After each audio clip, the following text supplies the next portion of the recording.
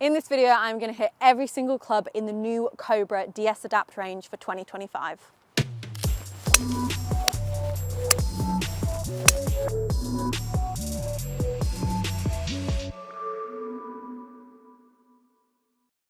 So it's the start of new gear season. All the big brands are bringing out their new clubs and we are going to be reviewing all of them. So make sure you hit that subscribe button.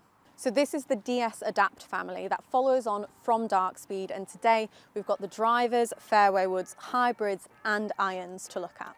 So obviously we've got the full bag here, but everyone's favourite is always the drivers. So we're going to start off here. So the technology in these drivers is not massively different. What Cobra said was they had a really successful year with the Darkspeed, they loved that driver, and so they really just wanted to build on some momentum there. And they said with the Darkspeed driver, that is one of the fastest drivers you can get, and the DS Adapt is that fast driver with a lot of adjustability in there. So the new story with these drivers, other than the fact that they've now added a 10K model in, which is exciting in the lineup, the main thing they're focusing on is the new fitting system. So if we take a look at these drivers, on the hosel, you'll see a new connector. This is the Future Fit 33, as Cobra are calling it. And the reason it's called that is because it means that the driver can have 33 different settings in there. And how those 33 settings work, when you look at it for the start, it seems a little bit confusing, but it actually makes a lot of sense as we go into it. You'll see on the head covers, we have this pattern here on the back of them.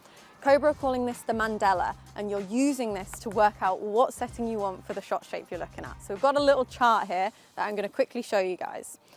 So essentially, on the Mandela that I just showed you, every point on there represents a shot type, and you can see it on here where they've put it on a graph of left, right, up, down. So essentially, if your ball starting in the middle there at A1, if you wanted to hit it more upright, higher, you would move to one of these settings. If you want it to go to the left, you're going to move it to one of these settings.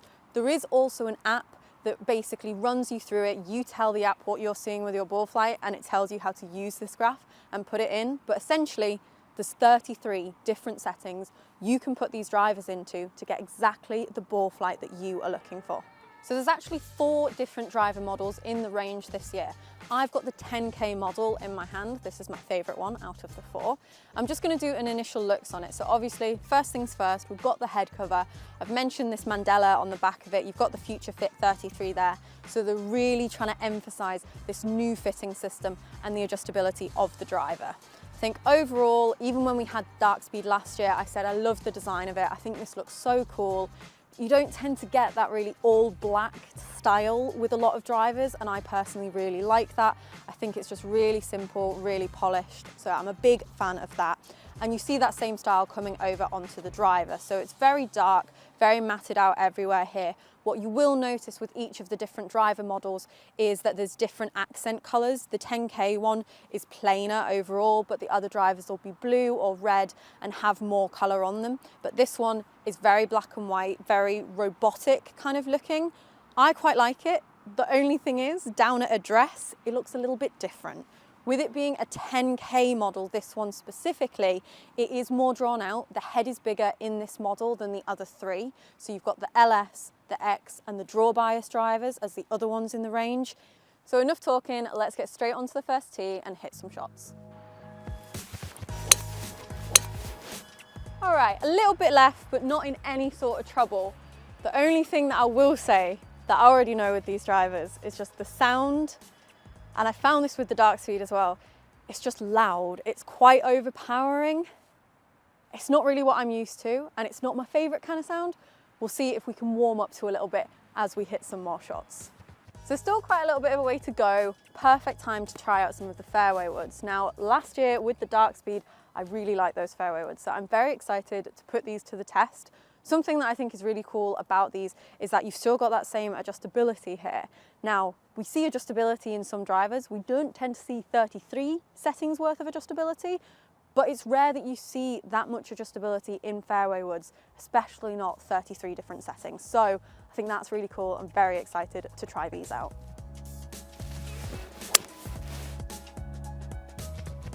So a decent shot down there. I just really love how these woods look at address. I've always really liked that darker color with the Darkspeed, and so very, very happy to see that Cobra has continued that on. Ooh, okay.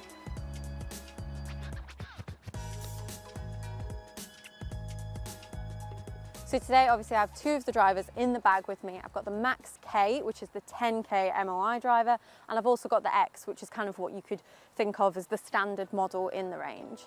Now, initially, when I looked at the two, I put the X down at the ground and I said, yep, that is the one that I'm going to use. I really didn't like the look of the 10K because it was so drawn out, so pulled back. Very similar to as you would see with other 10K drivers, just very big to give you that forgiveness. However, when we tested these drivers out indoors at Hooked, we could see quite clearly from the TrackMan data that personally, I was hitting the 10K driver a lot better than the X. And I think there's a few reasons for that, mainly because you've got the added forgiveness, so I felt as I could swing it a lot faster. So diving into some of the numbers, first of all, looking at the carry distances. So with the 10K, I was getting a carry of 214 yards, which is quite high for me. I'm really happy with that as a number, whereas my average was the X was down at 205. However, when you look at the stats, you can see why that's happening. With the X, I've just got a few that are a little bit lower. I've clearly not struck them as well, and because the 10K has more forgiveness, it's allowing that to happen and not massively dropping down in the distance. It's the same scenario when you look at the total. So my total with the 10K is 237 yards compared to 232 with the X. The thing that I did find really impressive though, especially with the 10K more often than the X, was I was actually able to get this up to 245, 246 yards, which is really pushing on my upper boundary. For me, 240 yards as a total with a driver is a really good number. So definitely some impressive values there. And that wasn't necessarily with massive ball speeds. The ball speed is good. With the 10K, I was averaging 133 mile per hour. And despite the fact that the club speeds were the same between the 10K and the X was actually going at 130 miles per hour. So an interesting little drop off there. I think that really does just show that that 10K driver probably does have a lot more forgiveness and you can get away with strikes at different points on the face.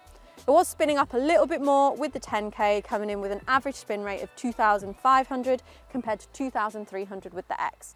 But that just all goes to show you that sometimes the driver that you don't like the look of the most might perform better, and that's exactly what's happened with the 10K.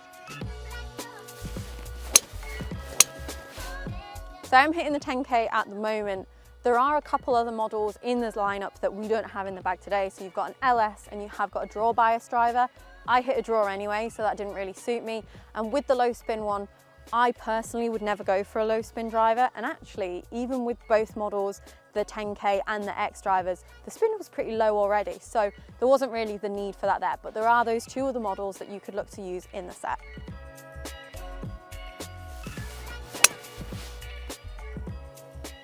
Just switching over to the X model now to hit a few shots here.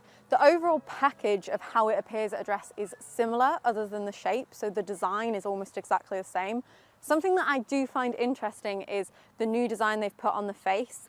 Personally, I love this because it's almost the exact same as what I have on my current driver, which is a Titleist GT.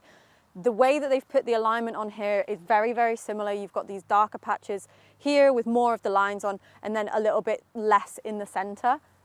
Very Titleist-esque. I personally really like that, but it is quite in your face. It is quite bold, so that might be something that you're not used to. In terms of comparing this to the 10K model, I love how that sits right now. I love how that looks. And I wish that my TrackMan numbers were the same for this one as they were the 10K. It's just that little bit smaller. Something else you'll notice a difference with between these two is the 10K is 4 grams heavier than any of the other three models. So there is a difference there in how it feels, but to me, that just sets up really well. It's a nice compact head shape in comparison to the 10K. I just wish I hit it like the 10K as well.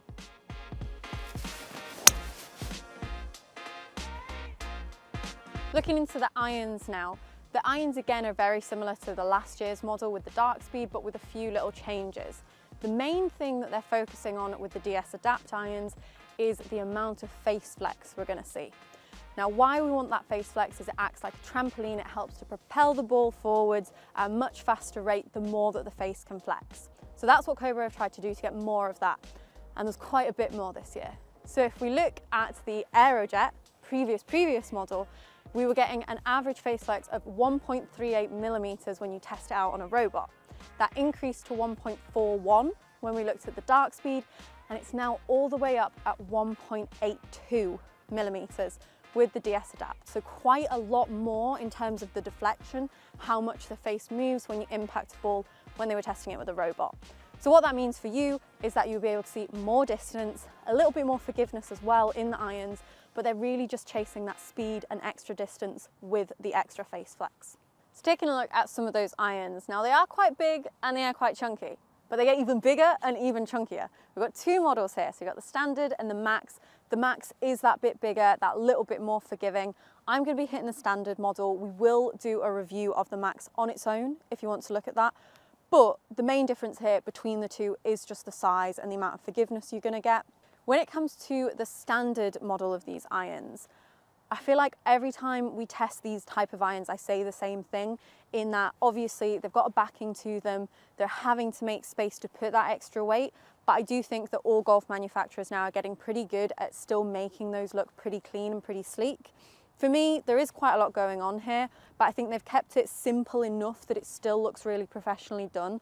The entire range gives me very mechanical, robotic vibes, especially with the colours they're going for. It's not quite as harsh as the one with the red accent because that kind of calms it down a little bit. But overall, I do like the way it looks. At address, it's a little chunky for me, but that's all right. That's what we're expecting from this type of iron.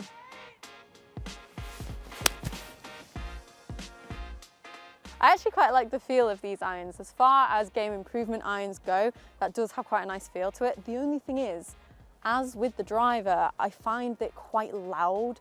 The sound that you kind of get, it doesn't sound like a nice crisp, clean strike. It sounds a little bit more like a thud, which to me, I'm not the biggest fan of, but I do like the feel of these. Right, we've got a long par 4 up next. What we're going to do is play this hole just with irons. Just want to have a chance to hit a few more shots with these, see how we get on, maybe any differences that we're picking up between the long and the short one. So we're going to go in with a 6 iron from the tee. Okay, that was nice. I went very straight, which is always nice with a long iron. Felt very, very nice. And actually, that sound I thought was ever so slightly better than the pitching wedge. So it's getting better.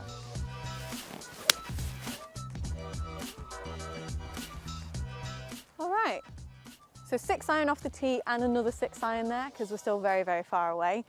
Both shots, I find them really easy to hit. I think they're very soft, very forgiving, very nice off the face. Something else that's quite cool about these irons, obviously we're expecting quite a lot of distance. Cobra saying these are very fast irons. So when we took these indoors to Hooked, we saw on the TrackMan that I was hitting this 6 iron an average carry of 156 with an average total of 172 yards. So very strong distances. This 6 iron is actually currently carrying what I would expect my normal 6 iron to total. All right, par 5's finished. We're going to play this one up and I'm going to talk you guys through my thoughts on each of the clubs as we go.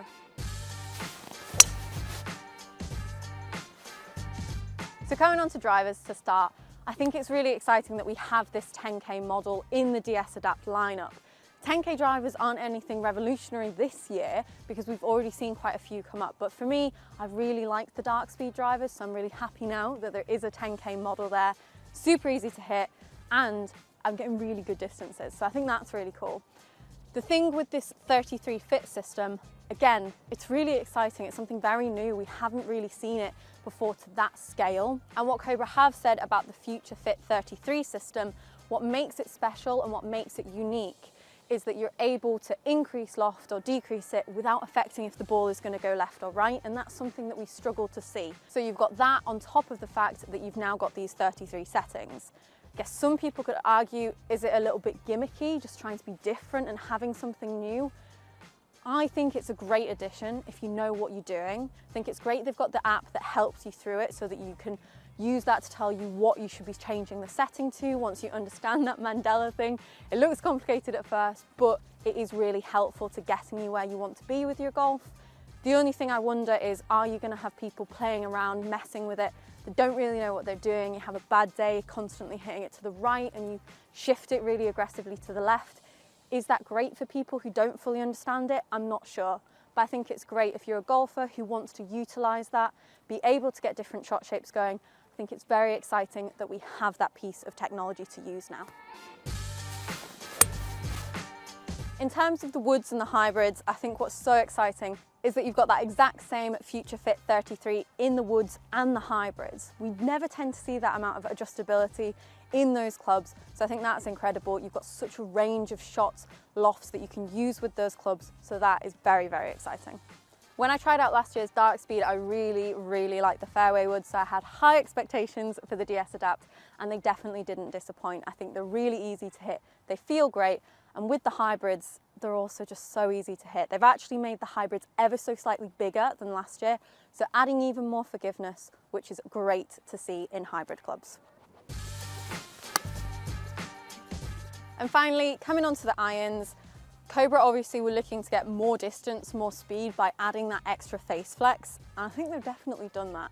They do go very far. The one caveat to that, I would say, is that with the pitching wedge and the shorter irons, I do feel as though they come off very fast. I think I'd really struggle to control that pitching wedge if I was trying to use it around the greens, but we always say that with game improvement sets. You probably want to invest in a more specialised wedge. But overall, I think the irons are very, very easy to hit. I love hitting those longer irons. They just feel really nice. I tend to struggle a bit more with longer irons, so that's a really good sign. So overall, very forgiving. I actually think they come off really nice and soft on the face, which is quite impressive as well, and definitely some very strong distances there. So that is the DS Adapt range. Lots of new technology with the fitting system and some impressive distances and numbers as well. Let me know what you guys think down in the comments. Do you think that the Future Fit 33 is going to be a really good addition, that people are going to find it useful, or do you think it maybe is just a little bit gimmicky? Hope you guys have enjoyed this video and subscribe for more.